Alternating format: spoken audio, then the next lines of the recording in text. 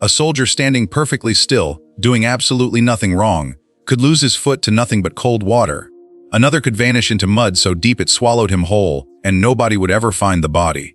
And somewhere down the line, a man who felt completely fine an hour ago could suddenly start choking, his own lungs filling with fluid from a gas he never even saw. No bullets, no enemy in sight. This wasn't the exception in World War I trenches. This was an average Tuesday. Everyone's heard the trenches were bad. What you're about to hear is how they actually killed men, and why after this war, no army on earth ever fought this way again. If you're eating right now, pause this and come back, because it only gets worse from here. If you want the real, uncensored side of history that most channels are too scared to show you, hit subscribe to the War Files right now. This is exactly what this channel exists for. Let's get into it. Nobody who marched off in 1914 saw this coming. Not the generals, not the politicians, nobody. Every side believed the war would be settled in months, with sweeping cavalry charges and decisive open battles, the way wars had always been fought. Instead, brand new weapons, rapid-fire artillery and machine guns that could cut down hundreds of men in seconds, collided head-on with century-old tactics of marching soldiers forward in tight formation. The result was a slaughter on a scale nobody had prepared for, and the only thing survivors could do was claw into the ground wherever they'd been stopped, because there was nowhere else left to go. Within the war's opening months, casualties reached a scale that was quite simply unsustainable. Every attempt to outflank the enemy failed too, because reconnaissance aircraft, another brand new invention, gave both sides real-time eyes in the sky. Any attempt to go around an enemy's line was spotted immediately, met with reinforcements, and broken with catastrophic losses. This repeated over and over until both armies had literally run out of room to maneuver. Their lines stretching unbroken from the coast in the north to the neutral Swiss border in the south. There was nowhere left to go but straight forward into the guns. And that's how the trench system, and the true horror of this war, began. What started as simple ditches for cover quickly became an entire underground world. The front line held forward sentries and launched the doomed attacks. Behind it sat a support line, and further back, a reserve line holding troops and supplies, all connected by communication trenches running at right angles.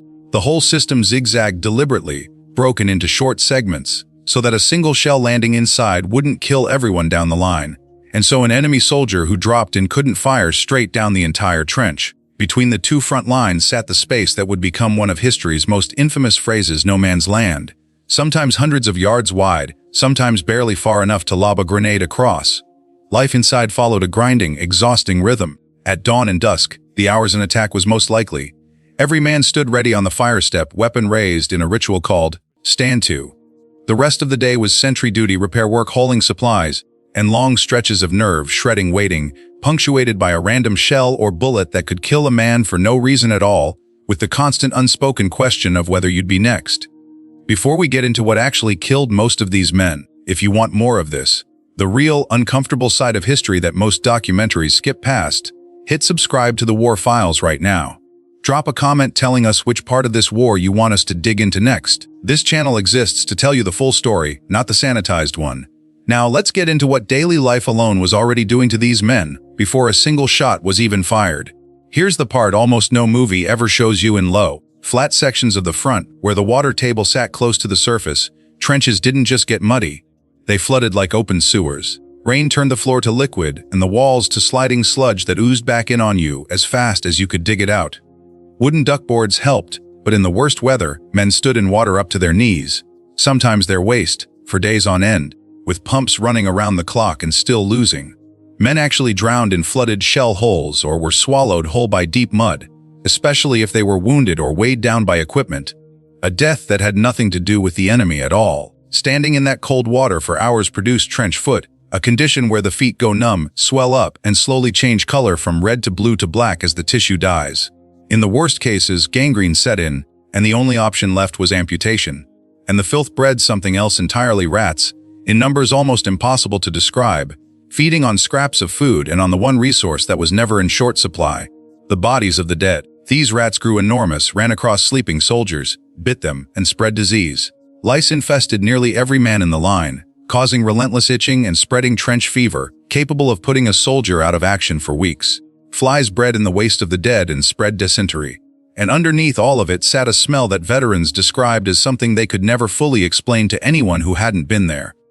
Decomposing bodies, open latrines, burnt chemical residue from shell fire, and men who hadn't washed in weeks, all packed into the same confined space. Soldiers killed out in no man's land often couldn't be recovered at all. Some lay in full view for weeks, sometimes months, in plain sight and plain smell of the men still living beside them. Bodies buried hastily in trench walls were frequently thrown back up by the next bombardment. Worse still, a wounded man stranded out in no man's land could sometimes be heard calling for help for days, with nobody able to safely reach him.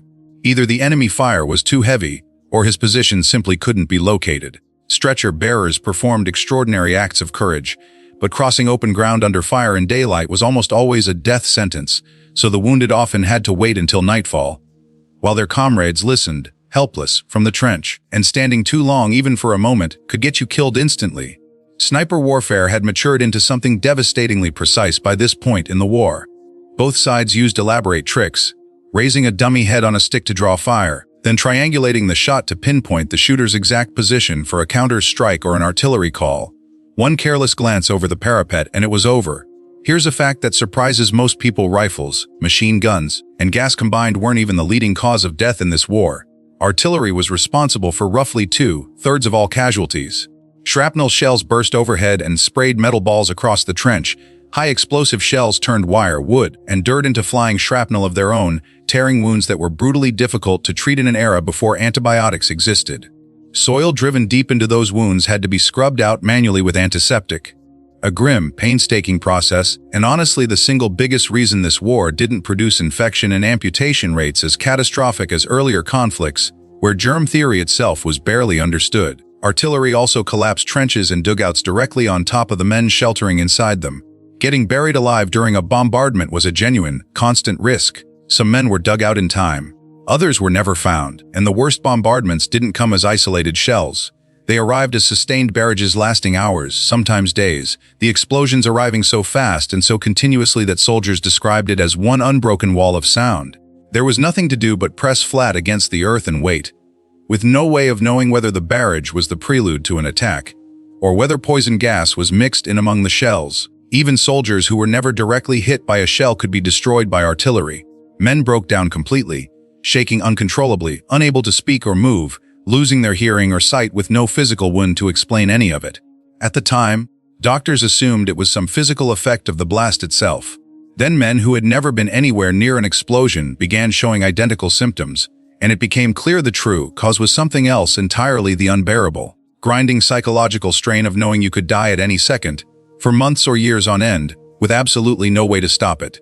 If artillery was the deadliest weapon of the war, poison gas may have been the cruelest. The first large-scale attack released thousands of cylinders of chlorine gas, letting the wind carry a deadly cloud directly into enemy trenches. It was so devastatingly effective that even the side that used it was caught off guard by the scale of the collapse it caused. From there, the chemistry only got worse. Gas shells were mixed directly into standard artillery barrages specifically so soldiers wouldn't recognize the danger in time to get their masks on before inhaling a lethal dose. Phosgene followed chlorine, and it was far more dangerous precisely because it was harder to detect. A faint smell, with effects that sometimes didn't appear for hours, by which point a soldier had often already inhaled several times the fatal amount.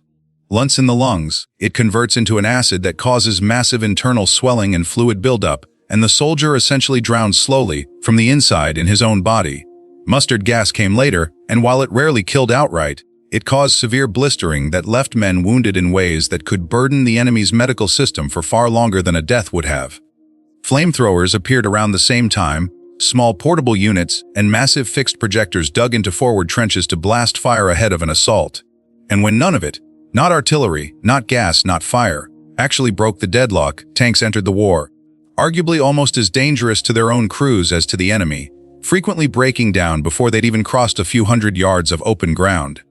While all of this played out above ground, an entirely separate war was happening beneath it. Specialist tunnelers, often former coal miners, dug narrow passages directly under no man's land, aiming to plant massive explosive charges beneath enemy positions and detonate them right before a major assault. Once both sides realized how devastating this could be, tunnel warfare became a constant cat and mouse effort, with crews listening in silence for the faint sound of enemy digging nearby, then racing to plant a counter charge that would collapse the enemy tunnel before it ever reached its target.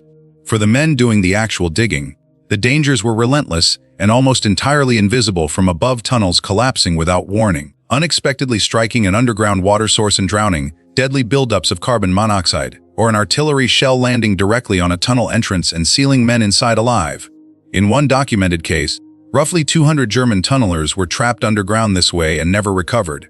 Despite everything, these were still human beings on both sides of no man's land, and unspoken understandings sometimes quietly formed between enemies. An unofficial agreement not to shoot during certain hours, or to leave each other alone at mealtimes.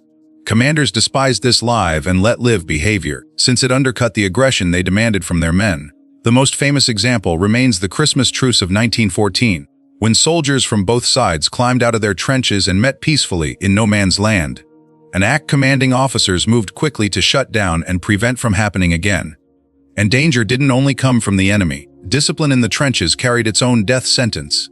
A soldier who broke down, abandoned his post, or simply couldn't force himself to climb over the top into another hopeless charge could be executed by his own side for cowardice or desertion. The British Army alone handed down more than 3,000 such sentences during the war, carrying out roughly 350 of them. Until decades later, in 2006, the British government formally pardoned over 300 of those men, finally acknowledging they had been failed rather than judged fairly.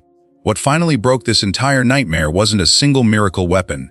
It was a shift in tactics. Small, specially trained assault groups that bypassed strongpoints instead of attacking them head-on, combined with tanks, aircraft, and artillery finally working together instead of separately.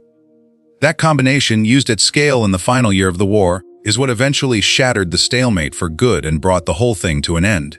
But for the men who lived through years of it, the deadliest enemy was rarely a bullet fired from the other side.